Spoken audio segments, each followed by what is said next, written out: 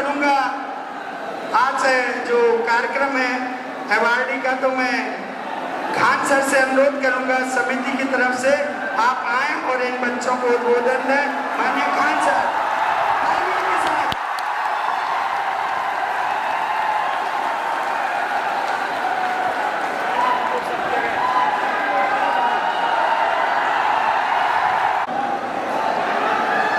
बुंदेलखंड की धरती को सबसे पहले नमस्कार। आज इस अवार्ड सेरेमनी में आए सभी गणमान्य लोगों को मेरा नमस्कार। सभी जनप्रतिनिधि, इस अवार्ड सेरेमनी के मुख्य अतिथि पद्मश्री विजेता हमारे डॉक्टर बीके संजय सर, विशिष्ट अतिथि मध्य प्रदेश से आई बहन वेदा वर्मा, आपने जो अपना प्रेरणादायक जो अपने अभियान यहाँ की वो बहुतों के लिए प्रेरणा का स्रोत बनेगी। हमको यहाँ इस समिति से जोड़ने और यहाँ स्वामी जी के बारे में एक एक चीजों को विस्तार से बताने के लिए हमारे नरेंद्र सिंह तोमर जी को, नरेंद्र सिंह जी को बहुत बहुत नमस्कार। और इस समिति में जितने लोगों ने इसको अच्छे ढंग से चालू रखा और आप विद्यार्थियों को जितने अभिभावक हैं सभी लोगों को नमस्कार। देखिए, जन्म हम सब लोग लेते हैं पृथ्वी पर, कभी कभी किसी का अवतार होता है। तो आज हम जिस प्रांगण में बैठे हैं, हमारे स्वामी जी का हमें जहाँ तक लगता है उनका जन्म नहीं एक अवतार हुआ था। और इस बुंदेलखंड की धरती का सौभाग्य है जो आप जैसे लोग वो सौभाग्यशाली है जिनको ऐसे परमात्मा मिले यहाँ पर। जब हम यहाँ आए थे तो हमारे साथ में सारी जानकारियों को हमें नरेंद्र भाई बता रहे थे। तो एक एक चीजों को इतने कम उम्र में उन्होंने एक सन्यासी जीवन को अपनाया, कैसे इस क्षेत्र के लिए लड़ाई लड़ी। और उस समय जिस समय लोग रोटी कपड़ा मकान कोई सब कुछ समझते थे, पेट भर अनाज हो जाए वही समझते थे, उस समय उनकी सोच इतनी दूरदर्शी थी कि जितना बड़ा विद्यालय महाविद्यालय खड़ा कर दिए, आज के समय हम और आपके औकात के बाहर की चीज है, ये उस समय वो करके गए थे। लेकिन अब हमें जरूरत है उनके किए गए कार्यों को आगे बढ़ाने के लिए। जितना वो कर चुके हैं उनका सपना इससे कई गुना आगे था, ताकि आने वाली पीढ़ियां इसे और आगे ले जा सके। क्योंकि बिना शिक्षा के आप कहीं आगे नहीं जा सकते। यही सबसे सस्ता और सुलभ हथियार है। और हर हथियार की अपनी मैगजीन क्षमता होती है कि उसमें कितने बारूद आ सकते हैं, कितनी गोलियां आ सकती है। लेकिन शिक्षा एक ऐसा हथियार है जिसका गोली कभी खत्म नहीं होता है। और आप आज के टाइम में मेटल डिटेक्टर में हथियार पकड़े जाते हैं, शिक्षा रूपी हथियार किसी मेटल डिटेक्टर में नहीं पकड़ा जाता है। और शिक्षा उस सेती का दूध है जिसने इसे पिया है वो दहाड़ा है। और आप सौभाग्यशाली हैं जो स्वामी जी ने इतना बड़ा आप लोगों को संस्था बना के दिया यहाँ पर। अब मैनेजमेंट हो गए, इसके जो भी कार्यकारी सदस्य हैं, जो यहाँ के लोग हैं, जो कुछ है जो इस बुंदेलखंड की धरती को एक और नए मुकाम पे ले जा सकते हैं। अब उनका कर्तव्य बनता है, हम सब का कर्तव्य बनता है कि इसे और आगे ले जाए। जब हम यहाँ आए और इतनी बड़े महाविद्यालय को देखे तो हमें एक चीज का मतलब खुशी हुई कि स्वामी जी की दूरदर्शी सोच। लेकिन एक दुख हुआ कि इसे विश्वविद्यालय नहीं बनाया गया। अगर ये विश्वविद्यालय नहीं तो विश्वविद्यालय क्या? अगर ये विश्वविद्यालय नहीं है तो परिभाषा क्या होती है विश्वविद्यालय की? हमें लगता है कि अगर एक केंद्रीय विद्यालय नहीं बन सका, राज्य विद्यालय नहीं बन सका, तो बुंदेलखंड की धरती में ऐसी क्या कमी है जो आप लोग मिलकर इसे प्राइवेट संस्था क्यों नहीं बना सकते? क्यों नहीं बना सकते? जब स्वामी जी ने इतना काम किया, उस समय जब हमारे पास संसाधन नहीं हुआ करते थे, पैसे नहीं हुआ करते थे, परिवहन के स्रोत नहीं हुआ करते थे, लोगों की आय इतनी कम थी, तो आज के समय हम लोग क्यों नहीं इसे अपने दम पे, अपने बलबूते पर एक विश्वविद्यालय का रूप दे सके, जिससे कि हजारों छात्र और छात्राएं पढ़ सके और इस क्षेत्र का नहीं बल्कि पूरे देश का नाम रोशन कर सके।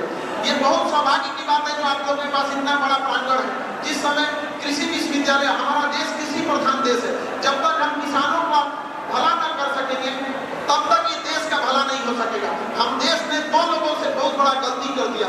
हमने किसानों की शक्ति को अंडर एस्टिमेट कर दिया और महिलाओं की शक्ति को पहचान न सके। यहाँ पर केवल 9 दिन तक नवरात्रि में महिलाओं की शक्ति पहचानते हम लोग। जिस दिन 365 दिन हम उन्हें सम्मान और शिक्षा देने लगे, याद रखिएगा वह दिन दूर नहीं जब भारत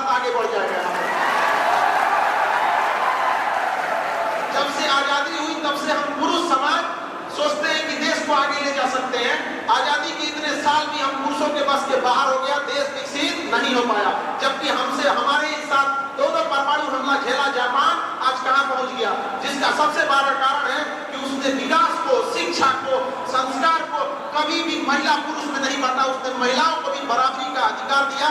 जिस दिन हम लोग की शिक्षा में यह अधिकार देंगे वह दिन दूर नहीं जब भारत के विकसित देशों में गिना जाएगा। और महिलाओं से कहते हैं कि समाज आपका कितना सुनेगा, समाज में आपका कितना दबदबा रहेगा, समाज में आपका कितना पहचान रहेगा, ये उसी बात पर डिपेंड करता है कि विद्यालयों में आपका कितना दबदबा है। जिस दिन विद्यालयों में आपकी बराबरी पुरुषों के बराबर हो गई, उस दिन आपको पुरुषों के बराबरी खड़ा करने में कोई नहीं रोक सकता।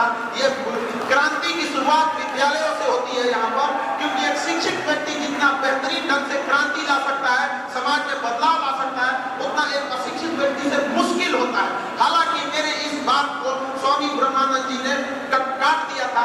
सोचिए वो कितने दूरदर्शी थे, लेकिन यह बात हम जन्म लेने वालों पे होती है, अवतार लेने वालों पे ये सब चीजें लागू नहीं होती है। वो सच में एक अवतार का रूप थे जो खुद उतनी शिक्षा न मिल सकी, गरीबी, मजबूरी, उस समय के तत्कालीन कारणों के बावजूद। लेकिन सोचिए जो व्यक्ति कितना महान, 100 साल आगे तक की सोच रखने वाला व्यक्ति क्या दे के चला गया आपके जगह को। यहाँ पर ये सौभाग्य है, अगर वो नहीं दिए रहते तो शायद इस देश इस जगह को नहीं मिल सकता था। जब हम आए तो हमें लगा कि होगा कोई विद्यालय, लेकिन जब हम यहाँ आने के बाद हम चौंक गए यहाँ पर। और हम आप सबसे वादा करते हैं, आप सब मिलकर इसे एक यूनिवर्सिटी का दर्जा दीजिए। जिस दिन यह यूनिवर्सिटी बनेगा, हम वादा करते हैं हम यहाँ के गेस्ट लेक्चर लेंगे यहाँ पर। ये वादा है हमारा। बुंदेलखंड की धरती से, मगध की धरती से आए हैं, बुंदेलखंड की धरती से एक सौगात मांगने आए हैं कि आप सब लोग मिलकर इसे एक महाविद्यालय से विश्वविद्यालय की ओर ले जाइए। कोई जरूरी नहीं कि आपके साथ कोई खड़ा ही होगा, कोई जरूरी नहीं। स्वामी जी के साथ कितने लोग खड़े थे, लेकिन स्वामी जी की एक सबसे अच्छी चीज लगती है, उनका कहना था विचार विमर्श योजना बनती रहेगी, तुम शुरुआत तो करो, कारवां तुम्हारे साथ चलेगा। एक छोटी सी दुनिया से एक पतला दुबला शरीर वाला व्यक्ति छोटी सी गुड़िया से कहां लेके चला गया समाज। क्या हम लोग उन्हीं के दिखाए हुए नक्शे पे चल रहे हैं? अगर चल रहे होते तो इस क्षेत्र का बदलाव हो जाता था। एक समय था जब यहाँ कृषि विद्यालय रखे गए थे तो लोग महाराष्ट्र, गुजरात, बंगाल, बिहार से यहाँ कृषि विद्यालय में पढ़ने आया करते थे। लेकिन क्या हम लोग ने उनके दिए गए कर्म हम लोग के चले हैं, उनके अधूरे सपनों को पूरा किए? एक बार हमें अपने आप से सोचने की जरूरत है। शिक्षा बहुत जरूरी चीज है, बिना शिक्षा के आप कुछ नहीं कर सकते। आप गौर करेंगे कि एक मजदूर जो होता है जिसके पास शिक्षा नहीं होती है, अगर वो मजदूरी कर रहा है तो वही ईंटा, गिट्टी, बालू, सीमेंट, वो 10 साल वही मजदूरी करता है, फिर मिस्त्री से पूछता है कई का मसाला बनेगा।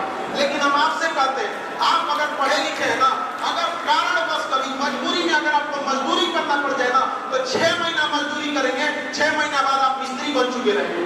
उसके 2 साल बाद आप छोटे मोटे ठेकेदार बन चुके रहेंगे, पढ़ लिख कर एक बड़े बिल्डर बन चुके रहेंगे, जिस चीज को दिखाते हैं। तो शिक्षा एक ऐसी चीज है जो अनंत का रास्ता रोकता है। अशिक्षित व्यक्ति में हिम्मत का अभाव हो जाता है, उसे लगता है कि हमारा साथ कोई देने वाला नहीं है। और शिक्षित व्यक्ति को लगता है, उसे एक पूर्ण विश्वास होता है कि दुनिया का कोई भी व्यक्ति जब संघर्ष कर रहे थे तो अकेले थे। अरे वनवास में जब राम जी अकेले युद्ध लड़े तो हम इंसानों की औकात क्या होती है? आपको आगे बढ़ना पड़ेगा, सारी चीजों को छोड़कर यहाँ पे सबके साथ। आज के युवाओं के पास संसाधन है। जब हम लोग का समय था पढ़ने के लिए तो केवल गुरु होते थे, किताबें होती थी। आज के टाइम आपके पास गूगल है, इंटरनेट है, आप किसी चीज को सर्च कर सकते हैं। लेकिन आज का युवा में भटकाव इतना ज्यादा है कि सुबह उठता है, आज का युवा जाग गया है, अब 1.5 GB डाटा खत्म करेगा, सो जाएगा। यही तो हो गया है आज का युवा यहाँ पर। आप अगर मोबाइल चलाते ही हैं तो अगर आपको इतना ही शौक है तो अपनी जरूरत की चीजों को देखिए, उसमें भी बहुत इंटरेस्ट है। नशा अगर करना ही है तो शिक्षा का नशा करो ना। दिल लगाना है तो किताबों से लगाओ, बेवफा भी निकली तो मुकद्दर बना के छोड़ो। तो विद्यालय, कॉलेज में जो आपको समय दिया जा रहा है, जब बुनियाद है, जिस तरह एक घर की बुनियाद रखी जाती है जो मिट्टी के नीचे चली जाती है, दिखती नहीं है, उसी तरह स्कूल और महाविद्यालयों की पढ़ाई वो बुनियाद है। जितना गहरी बुनियाद डालेंगे आपकी नींव, आपकी बिल्डिंग उतनी ऊपर जाएगी, फिर दुनिया उसको देखेगी। इस समय से खिलवाड़ आप लोग मत कीजिएगा। आज सर झुका के पढ़ लीजिए, वादा है जिला में सबसे ऊंचा सर आपका होगा। आज का हो गया है कि वो अपने लुक पे ध्यान दे रहा है, लुक पे। अरे बकलोल, लुक पे नहीं, बुक पे ध्यान दो। ये लुक किसी काम का नहीं है। समझ आ गया कि नहीं आ गया? बुक पे ध्यान दे, बुक पे। समझ आ गया कि नहीं? बुक पे ध्यान दो, पढ़ लिख के अधिकारी बनो। लड़की से मत बात करो, लड़की के सीधे पापा से बात करो। समझ आ रहा है कि नहीं आ रहा है? और लड़की लोग ईमानदारी से पढ़ना। समझ आ गया कि नहीं? समाज भले कितनों कहे मीठा मीठा बात, आज भी दिल से पूछेगा, उनको लगता है कि इसका जल्दी से बेटी का ब्याह करके भेज दे। दहेज वहेज दे के चल जाता है। पापा से कहिएगा दहेज नहीं, शिक्षा दीजिए, हम दहेज रोकवा देंगे। समझ आ गया कि नहीं? आज पुलिस प्रशासन से यहाँ इतनी लड़कियां भी आई हैं। अभी हमने देखा तो सब इंस्पेक्टर हैं यहाँ पे लेडी, किसी की औकात है जो दहेज मांग के दे दे, मांग देना लोग दो तमाचा शुरू हो गया। हमें बहुत खुशी होगी जब हम अखबार के पहले पन्ना पे पढ़ेंगे कि लड़की से दहेज मांगने पे लड़की ने मारा तमाचा। दुनिया में हक कभी मांगने से नहीं मिला, उसे छीनना पड़ता है, चाहे झांसी की रानी हो या आज की आप लोगों, आपको समाज से लड़ना पड़ेगा। और यह विद्यालय है जो आपको उस लड़ाई का साहस देगा। यहाँ पर पढ़ लिख के इतनी काबिल बनिए कि घर जब आपको कोई ले जाए तो सौभाग्यशाली समझे और आपके घर से यह कहे कि हमारे यहाँ इसका रिश्ता कीजिए, भले हमरे से दहेज ले लीजिए। ये नौबत आना चाहिए यहाँ पर। और आप लोगों के लिए भी इससे शिक्षा जरूरी है। ये नहीं कि एक तो ब्यूटिशियन का कोर्स कर लिया, हाँ तो बच्चे जानते हैं उसमें आपको बदलाव दिखना चाहिए समाज में। यहाँ पर समझ आ रहा है कि नहीं आ रहा है? जिस दिन ऐसा होगा जब एक शिक्षित महिला जाएगी अपने घर में और घर को सजा के रखेगी, आने वाले 10-20 सालों में ये मैसेज जाएगा कि हमने दहेज नहीं लिया था, दहेज के बदले शिक्षित महिला लाए थे। मेरा घर आज भी ज्वाइंट फैमिली है, तुमने दहेज लिया था, 1 साल में तुम्हारा परिवार बिखर गया। जिस दिन 10 साल तक ये मैसेज जाने लगेगा ना, थरथरा जाएंगे पुरुष लोग कि भैया घर अगर सुरक्षित रखना है। माँ बाप को भी लगेगा कि बुढ़ऊ माँ बाप ना बुढ़ापा में रोते हैं कि पतो हमरे साथ ऐसा किए। अरे ये वही माँ बाप है जो चढ़ के दहेज लिए थे। कहा भैया ससुराल को तो हॉस्टल बना दिया आपने, एक के बार दहेज के रूप में फीस दे के चलाई, अब क्या खोज रहे हैं यहाँ पर? तो ये समाज को भी ये सोचना पड़ेगा, आप लोग को भी दिखाना पड़ेगा। लड़की लोग समझिएगा इस चीज को, समाज पुरुष प्रधान नहीं है। अगर समाज पुरुष प्रधान होता तो रिक्शा चलाने वाले पुरुष का भी उतना ही अहमियत होता जितना एक बड़े जमींदार और बड़े लोगों का होता है, उसका भी अहमियत नहीं है।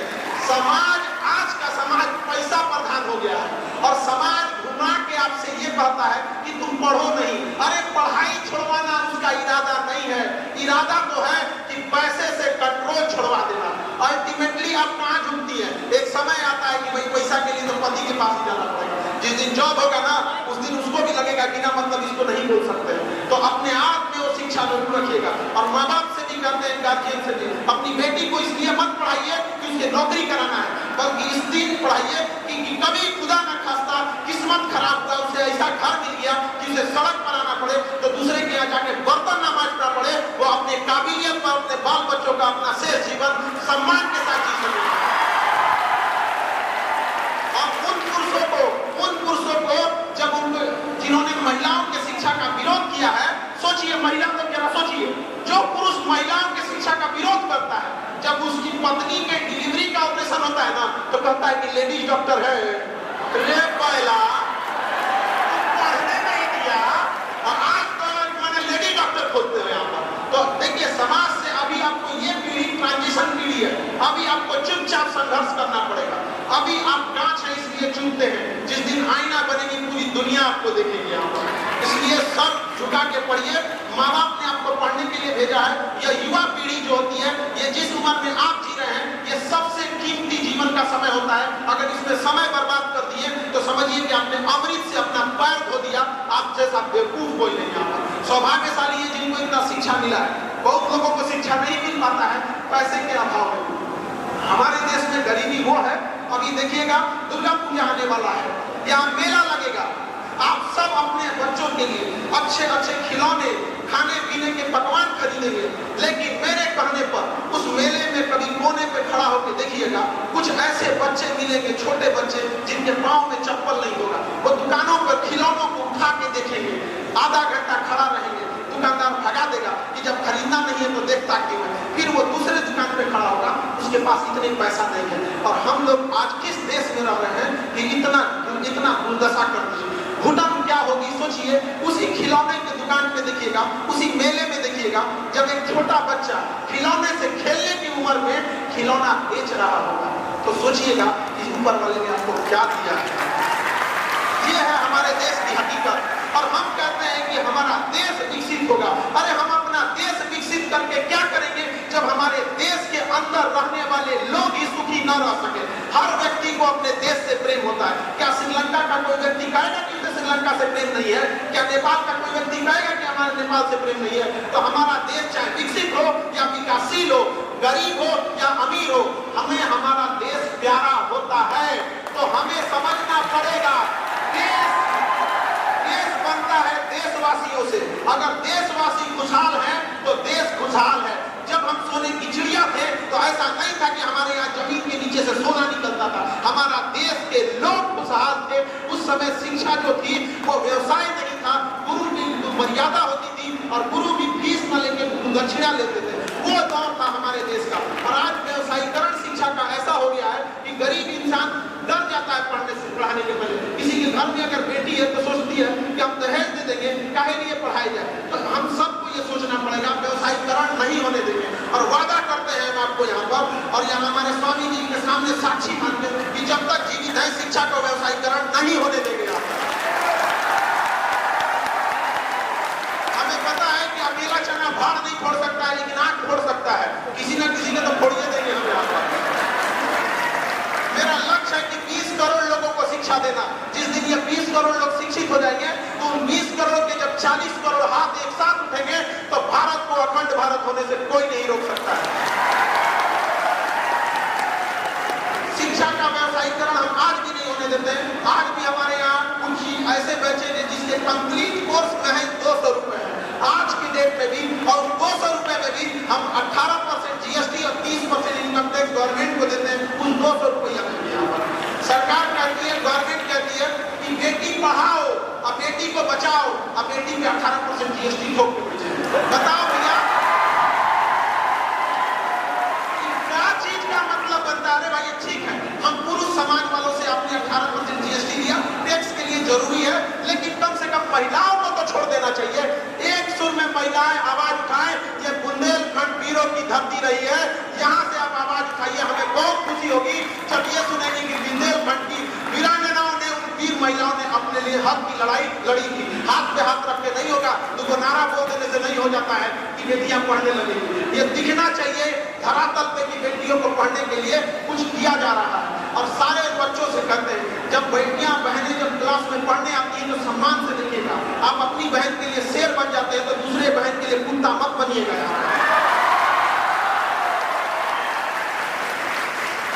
और लड़कियों से भी हम ये जरूर कहेंगे कि आप आधुनिकीकरण के चक्कर में अपनी संस्कृति मत भूलिएगा। आधुनिक बनिए, वेस्टर्न कल्चर नहीं, मॉडर्न बनिए। कौन कह सकता है कि भारतीय वस्त्र में, भारतीय संस्कृति में कोई मॉडर्न नहीं हो सकता है? क्या एपीजे अब्दुल कलाम मॉडर्न नहीं थे? किसी की औकात है जो उनकी बराबरी कर सकता है? स्वामीनाथन हो गए, तो ये क्या चीज? आधुनिकीकरण नहीं था। एक ऐसा व्यक्ति हमारे स्वामी जी यहाँ पर, तो हमारे स्वामी जी को क्या आप आधुनिक नहीं कहेंगे? आज से 50 साल पहले जिस व्यक्ति ने कल्पना की थी, उनके अधूरे सपने को पूरा करने में हम लोग के पसीने छूट जाते हैं। सोचिए वो व्यक्ति अकेले कैसे लड़ा होगा जब हमको इन संसाधनों से लड़ने में इतनी समस्याएं हो रही है। और आज के समय में गार्जियन को भी कहेंगे, जो छोटे बच्चे हैं, उन छोटे बच्चों की शिक्षा में आप बाधा मत बनिए। बहुत बार ऐसा होता है कि बच्चे स्कूल में जाते हैं, उन्हें समझ में नहीं आता है तो भागने लगते हैं। गार्जियन बन के मत समझिए उनको, एक दोस्त बन के उनकी प्रॉब्लम समझने की कोशिश कीजिए। क्योंकि अभी भी जितने गार्जियन हैं, आपको अपना बचपना याद कीजिए कि कुछ ऐसी समस्याएं होती थी जो आप अपने गार्जियन को नहीं लेकिन दोस्त को बताते हैं। तो दोस्त बनकर उनसे पूछिए। वरना अब महिला लोगों को भी करते हैं कि आप लोग अपने बच्चों को इवन कहिए उनका लड़का तो इतना अच्छा पढ़ता है, तुम काहे पढ़ते हो? तुलना मत कीजिए। वरना जिस दिन वो पलट के आपसे कहेगा कि रेस्टोरेंट में तो खाना इतना बढ़िया बनता है, आप कैसे बनाती है? तो लौट आप लोग को खराब लग जाएगा कि बेटा हमें आपका नहीं खाता। उसको कैसा लगता होगा? आपका बेटा है, आप उसको दुनिया में बाकियों की तुलना में 9 महीना पहले से जान रही होती है। आपको पता है कि आपका बेटा निकम्मा नहीं है। समाज से उसको अकेला मत छोड़िए। अगर उसको माँ बाप का साथ मिल गया और शिक्षा शिक्षक का साथ मिल गया, पूरा दुनिया जीत सकता है। महाभारत में जिन लोगों ने युद्ध जीता उनके साथ बस इन्हीं 3 लोगों का साथ था, माँ बाप और उनके गुरुओं का।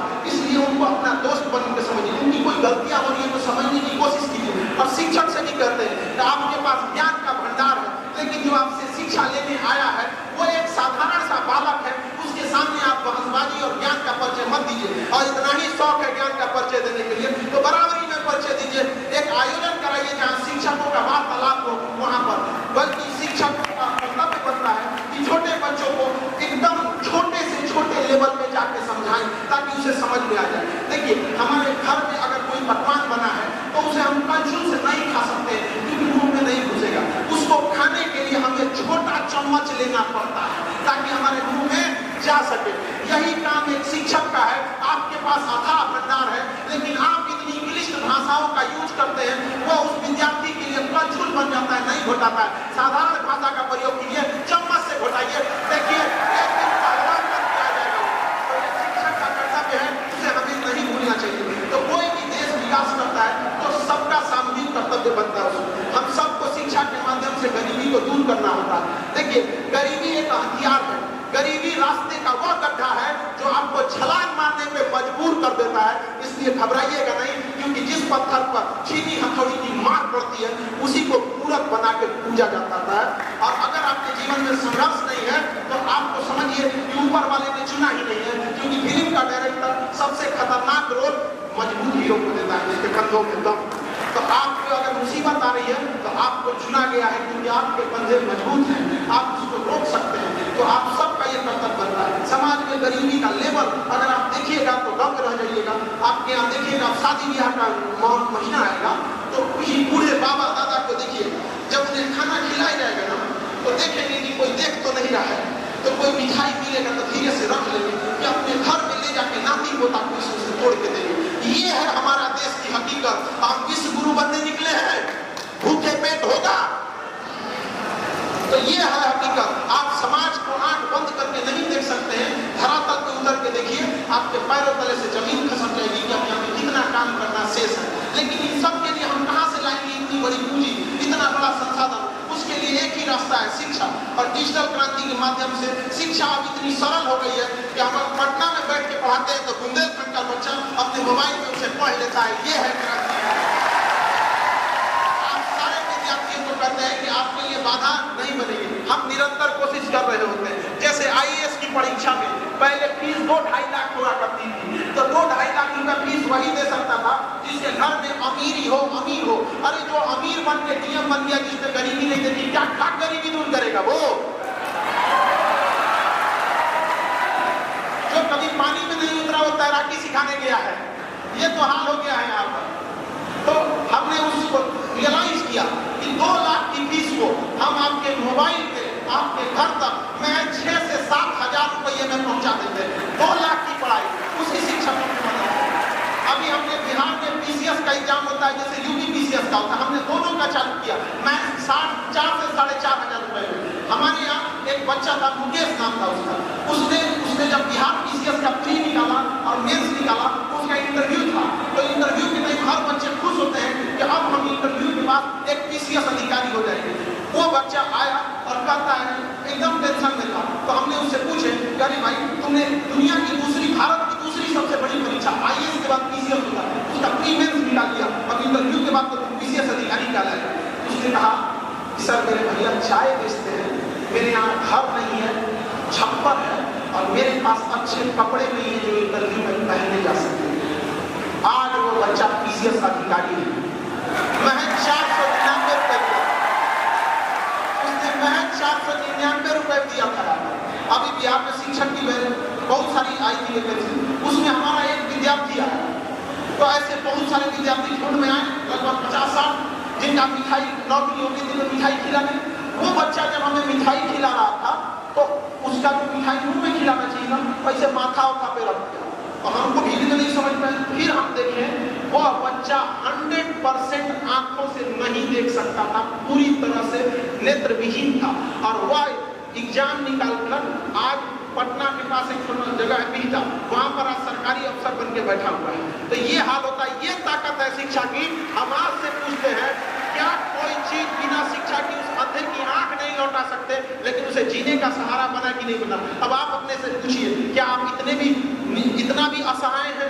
क्या आपकी समस्या इतनी हो चुकी है? नहीं, आपके सामने इससे छोटी छोटी समस्या है, लेकिन समस्या से भागना नहीं है, उसे संघर्ष करना है, लड़ना है। यह सोच के कि हमें लड़ने के लिए दिया गया है। जो लड़ रहा होता है उसके आने वाली पीढ़ियां उसका फल भोगती है। भगत सिंह, राजगुरु, सुखदेव, सुभाष चंद्र बोस, महात्मा गांधी, सरदार पटेल लड़े थे और उनके लड़ाई का बदौलत है जो हमें यह सुंदर सा देश देखने को मिलता है। तो यह पीढ़ी लड़ने वाली पीढ़ी है। लड़की या लड़का सबको लड़ना पड़ेगा और बलिदान उस समय अंग्रेजों के सामने दिया गया था। आज हमें बलिदान देना पड़ेगा जाति पात से, धर्म से, अपने ऊंच नीच के व्यवहार से, लड़का लड़की में भेदभाव से, ये सारे झूठ फरेब से। और तब हमारे आने वाली पीढ़ियां जब आएगी तो फिर यह देश, यह वही भूमि का टुकड़ा वापस सोने की चिड़िया कहलाएगा और सारे देश में खुशहाली आएगी। जब तक इस देश में आंसू की एक बूंद है, भारत मां का सपना अधूरा है। याद रखिए, यह देश एक ऐसा देश है जो केवल भूमि का टुकड़ा नहीं है। ये देश में सब लोग अपने देश कहते हैं, हम इसे अपनी माँ कहते हैं। और जब बच्चे की औलाद की आंख में आंसू होती है, माँ कभी खुश नहीं रह सकती। आज हमारे देश में कितनी भुखमरी और गरीबी है, हम सब देख रहे होंगे। हमें जरूरत है ईमानदारी से काम करने की। आज हमारे देश में इसका बहुत अभाव है। बच्चे को पढ़ने के लिए भेजिए, वो ईमानदारी से पढ़ नहीं रहा है। आप अपने घर पे काम कराने के लिए मजदूर मिस्त्री लगाइए तो एक आदमी को रहना पड़ रहा है कि ईमानदारी से काम करेगा कि नहीं करेगा। आप सामान खरीदने जाइए तो आपको टेंशन है कि ईमानदारी से क्वालिटी अच्छा दिया है कि नहीं दिया है। आप सोना खरीदने जाइए, आपको ईमानदारी पे शक हो रहा होता है। ये वही देश है ना जहाँ वाणी की इतना महत्व होता था, जहाँ कहा जाता था कि प्राण जाए पर वचन न जाए। आज हमारे देश में बताइए ईमानदारी का कितना अभाव है। सक्सेस इंसान को कभी उसके काम के लिए टोकना नहीं पड़ता है। यदि आपको टोकना पड़ रहा है कि अपना काम समय पे करो, अपना काम ईमानदारी से करो, अपना काम में एकदम दिलचस्पी दिखाओ, जितना रुपए मिल रहा है उससे ज्यादा का काम करके दिखाओ, तो वह व्यक्ति आगे नहीं बढ़ता है। जो भी व्यक्ति आगे बढ़ा है वो डिसिप्लिन रहा है। हमें हमारे कर्तव्य का पालन करना होगा। यदि हम शिक्षक हैं तो हमारा कर्तव्य है कि हम व्यवसायी नहीं है, मिनिमम फी में बेहतरीन शिक्षा देना। आप विद्यार्थी हैं, आपका कर्तव्य है कि माँ बाप ने आपको पैसे दिए हैं तो आप यहाँ उसका सदुपयोग करके पढ़िए। व्यवसायी है तो ईमानदारी से गुणवत्ता का काम करना पड़ेगा। तो